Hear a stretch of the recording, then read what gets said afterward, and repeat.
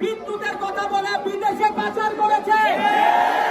গত 17 বছর ধরে একটি ফ্যাসিস্ট সরকার আমাদের পুরা বাংলাদেশকে যেভাবে শেষ করে দিয়েছে তা ভাষায় প্রকাশ করা সম্ভব না।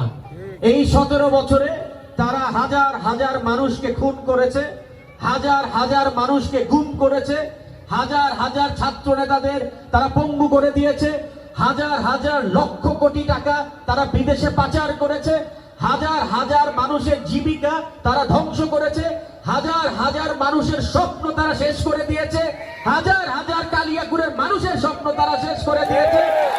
এই হচ্ছে আমাদের ফ্যাসিস্ট সরকার। গায়েবী মামলা দিয়ে, মিথ্যা মামলা দিয়ে মানুষের উপর অত্যাচার করে কখনোই এই সরকার টিকে থাকতে পারে না। আজকে বাংলাদেশের মানুষ জানতে চায় ইসলামী ব্যাংকে 30,000 কোটি টাকা কারা তুলে নিল। আজকে বাংলাদেশের মানুষ জানতে চায় ফার্স্ট ইসলামী ব্যাংকের 20,000 কোটি টাকা কিভাবে দেশ থেকে পাচার হয়ে গেল। 70 টাকা দামের চাল আজকে মানুষের কিনতে হয়, অথচ হাজার হাজার কোটি টাকা বাংলাদেশ থেকে চলে যাচ্ছে। কিভাবে এটা হচ্ছে, কাদের জন্য হচ্ছে, তারা সব বাংলাদেশের মানুষ জানে। আপনারা জানেন যে দীর্ঘ 16 বছর একটা স্বৈরাচারী অত্যাচারী সরকার বাংলাদেশের মানুষকে ছারখার করে খেয়েছে।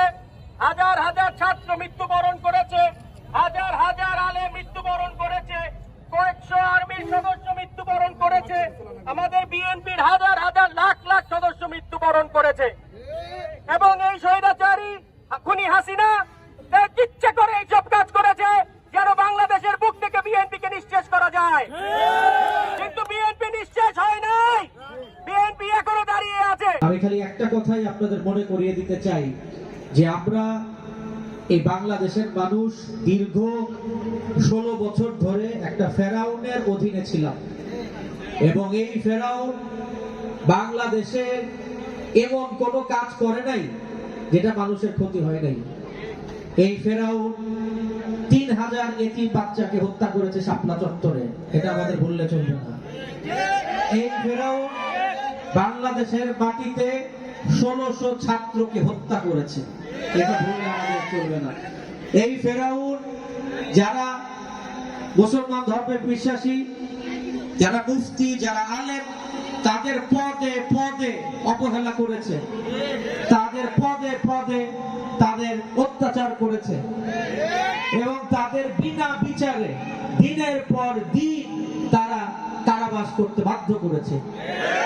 আজকে খবরের কাগজে দেখি হাজার হাজার কোটি টাকা লুটপাট হয়ে দেশের বাইরে চলে যাচ্ছে।